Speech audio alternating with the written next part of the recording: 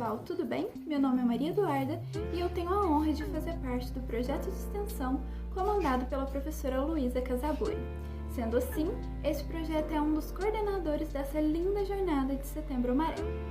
Hoje eu apresento a vocês a professora Kelly, que foi graduada pela Universidade de Ribeirão Preto, fez doutorado por essa mesma universidade e pós-doutorada pela Universidade de Coimbra. É uma honra recebê-la, Kelly, que a sua palestra seja maravilhosa, que eu sei que será. Meu nome é Kelly, sou professora da Escola de Enfermagem de Ribeirão Preto, da Universidade de São Paulo, e gostaria de agradecer o convite de vocês, dizer que é uma grande satisfação estar presente nesse evento virtual e poder discutir as questões que envolvem as redes sociais e a prevenção do comportamento suicida. Então, primeiramente, eu vou falar um pouco sobre essas inter-relações entre saúde mental e as mídias sociais, as redes virtuais. E, primeiramente, é importante que a gente entenda que não existe apenas uma relação de risco, que envolve as mídias virtuais e a saúde mental e, consequentemente, também o comportamento suicida. Uma vez que o comportamento suicida ele é influenciado, ele é motivado, está associado a uma série de fatores. Entre esses fatores estão esses comportamentos que nós temos hoje em dia nas mídias virtuais. Então, esses comportamentos, ao contrário do que algumas pessoas pensam, eles não explicam completamente o aumento de número de suicídios em alguns contextos, ou algo desse tipo. Mas é importante que a gente possa conhecer mais quais são essas interações entre saúde mental e mídias virtuais, como que tudo isso também tem acontecido no que diz respeito ao suicídio, para a gente estar mais capacitado, tanto para utilizar melhor desses recursos para nós, quanto também em estratégias, em ações terapêuticas. Então, uma questão que é importante que estejamos atentos é que quando se fala sobre o suicídio, as mídias virtuais elas podem ser um ponto de encontro entre indivíduos vulneráveis. Isso por quê? Porque as pessoas que acabam tendo interesse em postar ou ler sobre o assunto, muitas vezes são pessoas que já estão numa situação de vulnerabilidade. Por outro lado, essas mídias elas também podem ser uma oportunidade de apoio para iniciar um acesso a algum recurso de saúde, alguma estratégia de ajuda e também para favorecer a adesão a algumas ações. Então, tem sido muito indicado recentemente, o uso combinado entre estratégias presenciais e virtuais. Isso eu estou dizendo também, relacionando achados e recomendações de estudos que antecedem o período da pandemia. Agora nós vivemos uma situação bastante atípica que intensificou a necessidade desse uso das mídias virtuais e que também vão ter outros desdobramentos e outros estudos que vão investigar essas consequências ainda, Então, grande parte aqui da minha apresentação, na verdade, se refere a estudos prévios a esse período da pandemia, porque agora na pandemia, inclusive, essa relação entre pandemia e suicídio ainda está sob investigação, ainda temos muito a aprender, muito a investigar sobre esse assunto, Um pouco precoce da gente fazer afirmações muito certas ainda sobre esse período. Iniciar, antes de falar propriamente sobre o comportamento suicida, sobre algumas questões ligadas às redes sociais e à saúde mental. Uma delas diz respeito a quais são as características ligadas a esse uso das redes sociais que podem influenciar e que podem estar relacionadas à saúde mental e a desfechos mais positivos ou mais negativos ligados aí à saúde mental. Então, primeiramente, a gente tem essa questão da intensidade, qual é essa frequência e uso das mídias virtuais. A priorização, esse uso, ele realmente favorece o encontro entre pessoas, ele favorece uma conexão de pessoa para pessoa, ou ele é um uso mais passivo, quando a gente falava do período antes da pandemia, ele era um uso que impactava outras relações e outras atividades cotidianas, ou ele propiciava, né, algumas relações e encontros?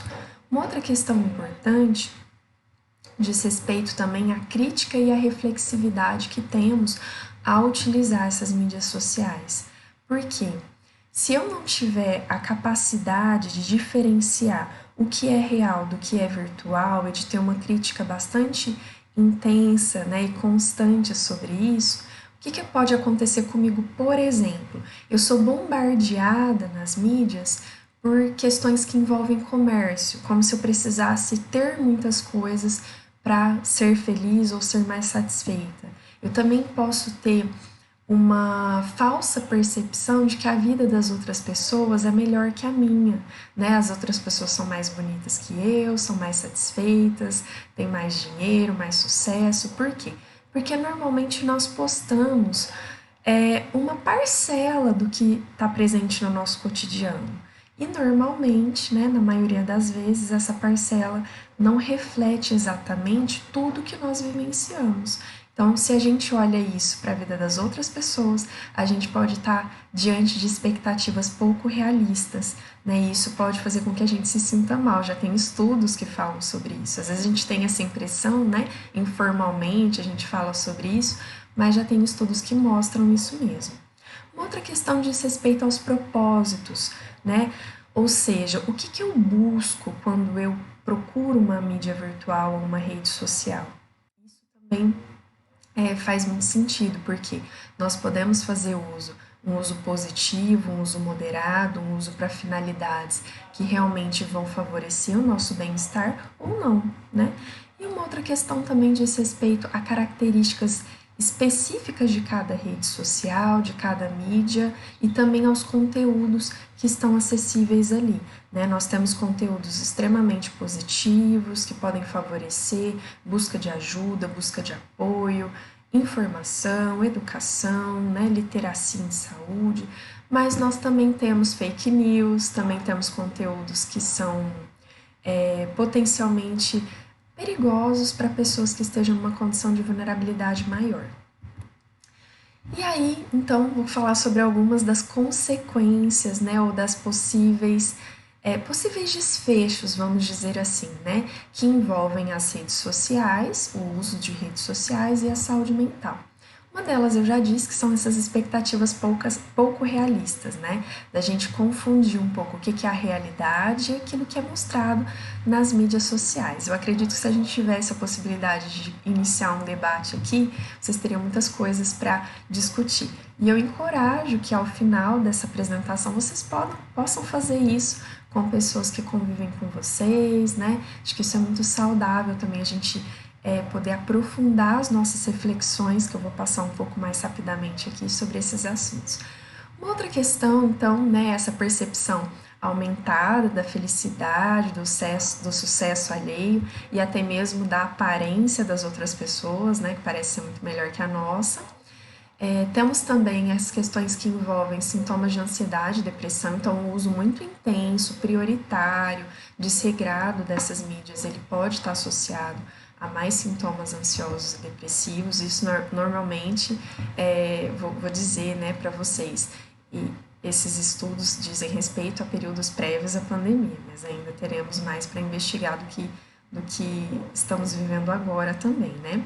Temos a questão do uso intenso e a pior qualidade de sono, a intensidade, né, esse risco de realmente haver uma intensidade e priorização da vida virtual, e isso em detrimento das relações reais, né, ou então das relações offline.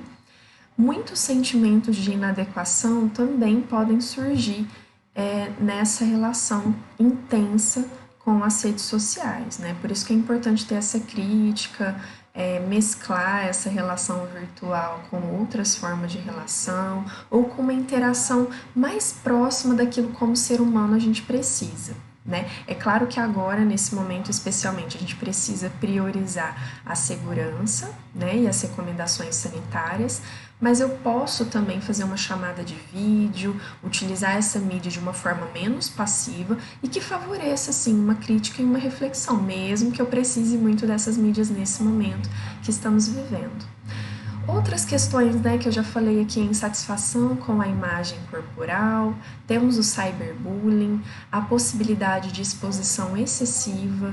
Muitas pessoas, especialmente mais jovens, mas não apenas as mais jovens, porque nós não estamos habituados, é como se para aquelas pessoas que também são um pouco mais velhas, a gente entrou num mundo diferente, né, que envolve toda essa questão do social e às vezes a gente tem uma exposição excessiva, uma dificuldade de separar aquilo que deveria ser parte do meu espaço íntimo, da minha vida privada.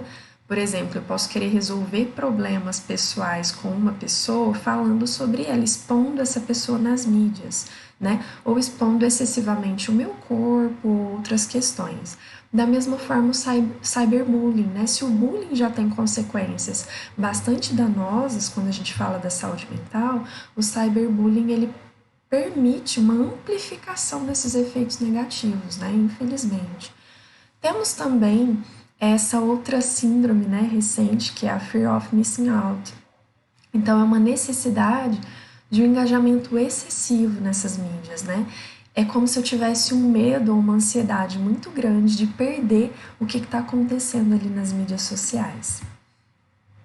Temos também, né, entre essas consequências negativas, a procrastinação excessiva, né? Como estamos aqui num evento que trata de acadêmicos, né? Que vai trabalhar com acadêmicos, quem nunca, né? Às vezes a gente está lá com aquela necessidade de estudar para a prova, em vez de estudar para a prova, eu vou entrar um pouquinho numa rede social, mas eu tô lá preocupada. Vou discutir com um colega, nossa, olha, tem prova, tô tão preocupada. E a gente vai adiando, por exemplo, a necessidade de fazer algo, né, a respeito, ou seja, começar a estudar para essa prova, se preparar para um trabalho ou qualquer outra coisa.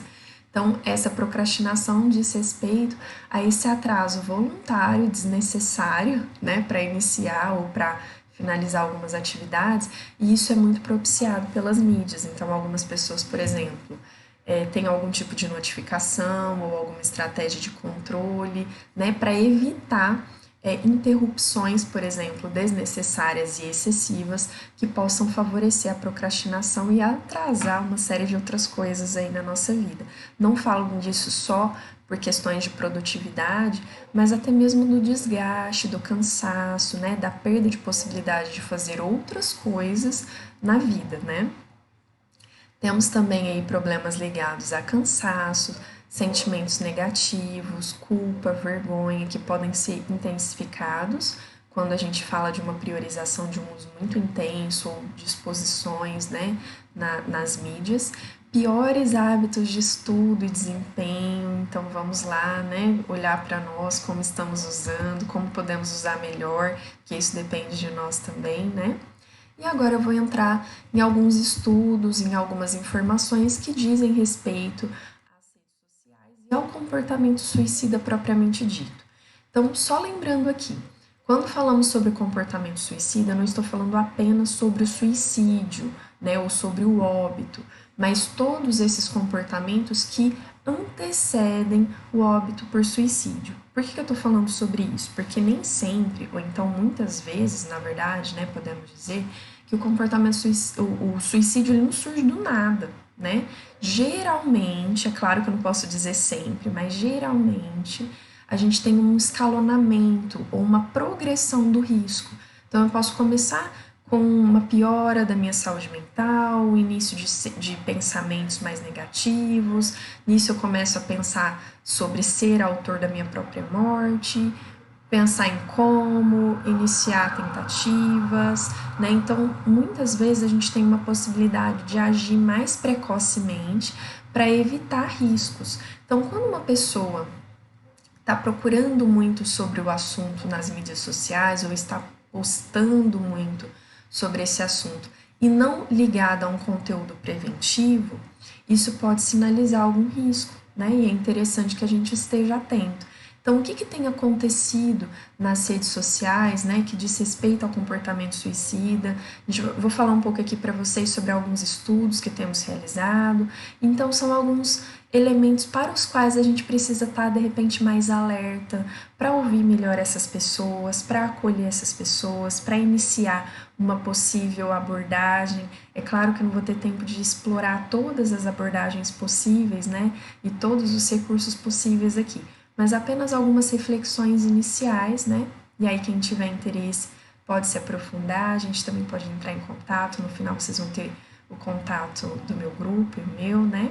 Aqui no final da apresentação. Então, algumas questões que a gente sabe que já tem acontecido nas redes sociais, né? Temos muitos conteúdos pró-suicidas, infelizmente, e o engajamento, às vezes, para o comportamento suicida. Então, grupos que fazem pactos pró-suicidas, ou então pessoas que lançam ali uma exposição dos seus sentimentos, das suas ideações suicidas, por exemplo, e essa pessoa pode ser encorajada ao suicídio, em vez de ter uma atuação preventiva por parte de outras pessoas, né? Isso é bastante sério, é muito preocupante atualmente.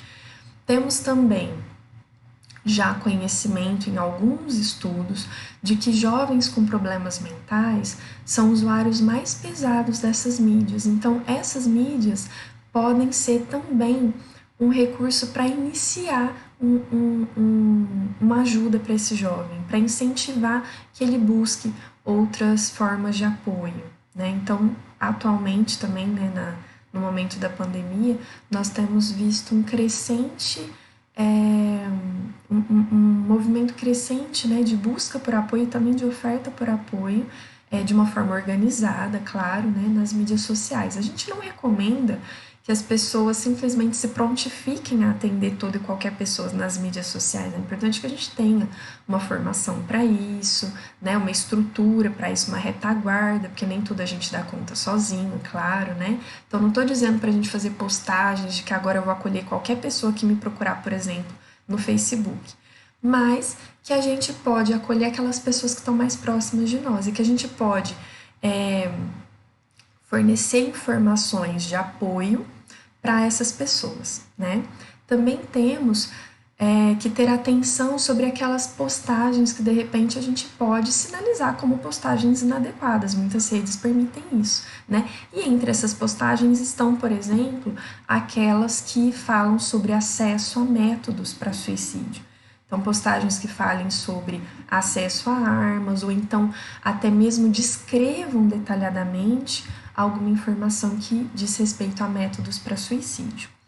Temos também como risco, ao mesmo tempo que o anonimato pode ser bom para quem quer procurar apoio e está ali, né, meio sem graça, com vergonha, com receio, né, ou com uma série de outras resistências, o anonimato ele pode favorecer uma ponte para a busca de apoio, mas ele também pode servir, né, como uma proteção aí para possíveis ações negativas. Então é importante a gente ter bastante cuidado também com isso, né?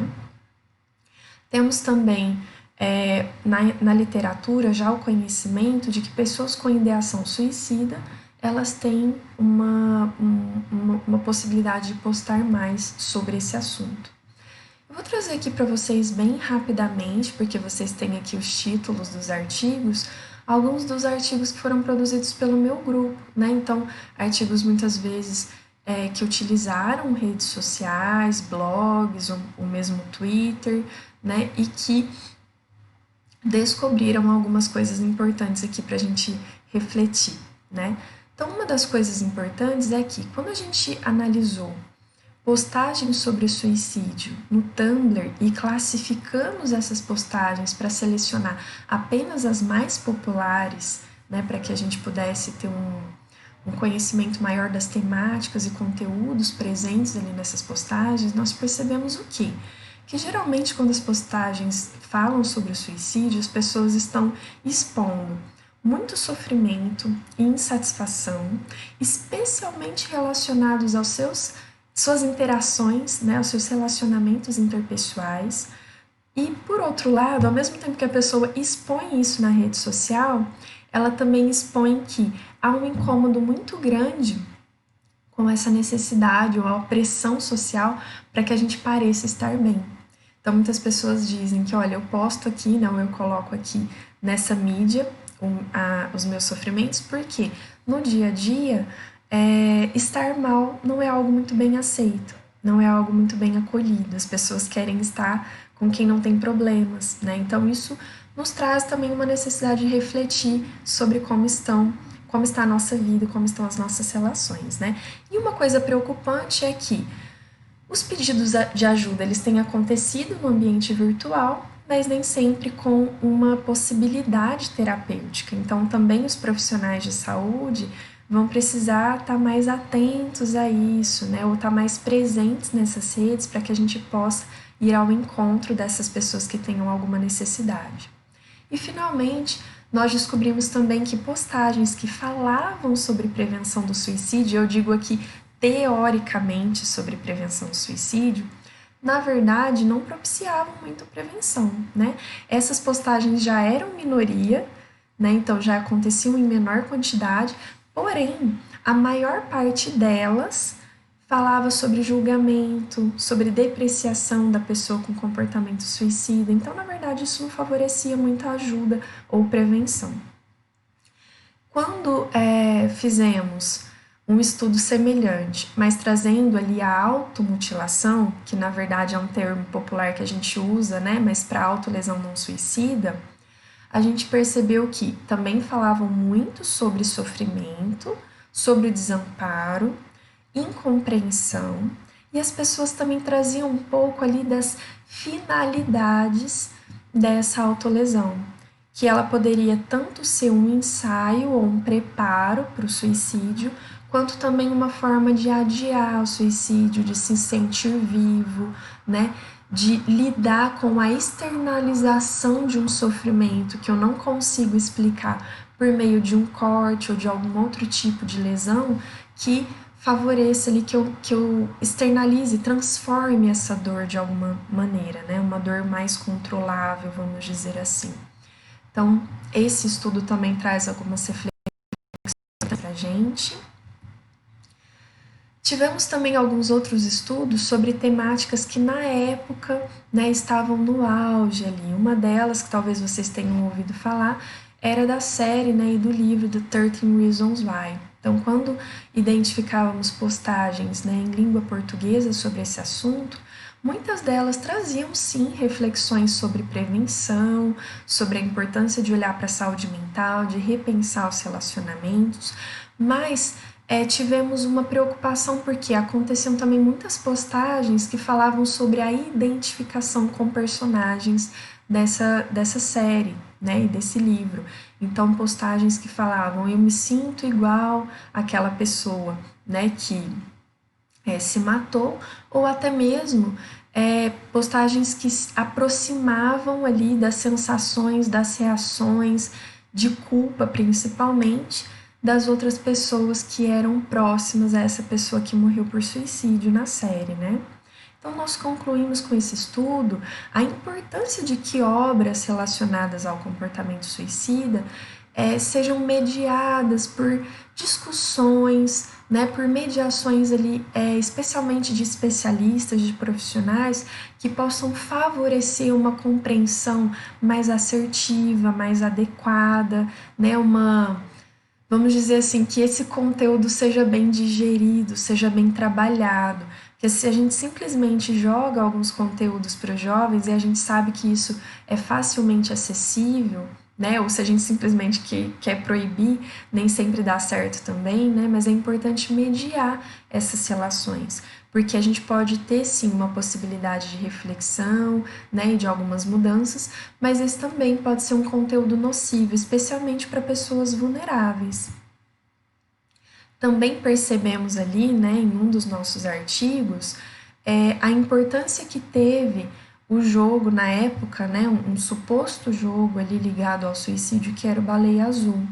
Então, essas postagens que falavam sobre esse tema, em blogs também, né, em redes sociais, elas trabalhavam tanto a compreensão em apoio, mas isso era em menor quantidade, mas as postagens, de um modo geral, falavam muito sobre a oposição e julgamento, tanto a pessoa que pode vir, né, a se interessar por esse jogo, mas também aos familiares. Então percebemos muito aquela relação de culpa, de pouco acolhimento, né, com essas pessoas. Muitas pessoas também postavam se interessando por receber mais informações sobre esse conteúdo, ou diziam que já tinham recebido convites, né, ou então forneciam informações sobre esse jogo sem maiores discussões ou aprofundamento, ou qualquer tipo de questão que pudesse realmente favorecer uma conscientização no sentido de busca de ajuda, ou de saber como lidar, né, se eu receber algo nesse sentido. Então, também percebemos aqui a necessidade de que profissionais e público adulto também, né, responsáveis, pais, educadores, estejam mais atentos aos interesses dos jovens, né, porque às vezes a gente fica sabendo de algumas coisas depois que aquela onda até já está passando, né, e percebemos que a juventude é um momento de teste de limites, de desafios, de muita curiosidade, né? Essas pessoas estão num processo de amadurecimento, então é muito importante que o canal de comunicação seja bastante aberto e fluido para que o público adulto possa estar também a par desses interesses, dessas coisas, essas novidades que surgem, e algumas delas potencialmente nocivas, para a gente atuar de forma mais efetiva, né? Também assim, incentivamos aqui, né, por meio de alguns trabalhos de extensão. Agora eu já vou falar também sobre algumas recomendações, algumas coisas que podemos fazer a respeito, né? E uma delas é a gente trabalhar na educação, né, uma conscientização, um preparo, principalmente com discussões, com reflexões, porque esses jovens também têm muito a ensinar, né, e a nos atualizar em relação às redes sociais, para que a gente possa abordar o uso seguro dessas redes, dessas mídias em escolas. Eu até adianto aqui para vocês, né, que a pessoa que está comigo aqui nessa imagem, conduzindo uma das atividades, é uma pessoa bastante envolvida, que está desenvolvendo, né, uma aluna minha de doutorado que está desenvolvendo uma cartilha que vai falar sobre isso, né, sobre o uso seguro das mídias sociais, sobre questões ligadas à prevenção do suicídio em mídias sociais. Então, logo, logo a gente tem novidade aí para vocês, né. As mídias sociais também podem favorecer uma catalisação de apoio de pertença. Eu até coloquei aqui uma figurinha que lembra um pouco, né, a comunidade LGBT, porque isso tem sido importante para catalisar apoio, né, para a gente favorecer algumas reflexões, grupos nos quais uma pessoa pode ser mais aceita e iniciar um processo, né, de valorização de si mesmo, de reflexão, de busca por direitos. Então, essas redes, assim, a gente tem que também trabalhar que ela pode ser utilizada de uma forma muito positiva, né? E algumas minorias podem se sentir mais seguras e mais pertencentes e iniciar esse processo no mundo não virtual, né? No mundo real também. Temos também a possibilidade de favorecer a redução de preconceitos de estigma, aumentar a literacia, o conhecimento sobre transtornos mentais, sobre questões que envolvem também a busca por saúde mental, o direcionamento para fontes e grupos de apoio. Eu coloquei ali também a figura do CVV para nos lembrar sobre isso, né? E a expressão também de emoções e necessidades. É claro que a gente também precisa ser preparado para saber o como fazer isso de uma maneira assertiva, que não seja agressiva para mim nem para o outro, não me exponha excessivamente, né, em algumas situações, mas eu posso iniciar isso com algum amigo também, de uma forma mais privativa, no mundo virtual, e depois, né, ir para o mundo real. Novamente, estou falando isso, mas eu sei que agora, no momento da pandemia, a gente vai ter que ser criativo e utilizar bastante do virtual mesmo, né? A gente também tem a possibilidade de propagação de conhecimento, de apoio. Hoje em dia, eu coloquei aqui, né, um site que nós temos no nosso grupo, que é o Inspiração. Ali no final vocês vão ter acesso ao endereço. Temos também uma série de aplicativos e de recursos que têm surgido dia após dia, que nos ajudam também a cuidar melhor ou a conhecer mais sobre aspectos que envolvem a saúde mental. As mídias, de uma forma geral, também possibilitam a ampliação de acesso, né, e divulgação das informações e de vários recursos. E aí eu finalizo aqui com uma reflexão e um convite para todos vocês que estão me ouvindo nesse momento, né?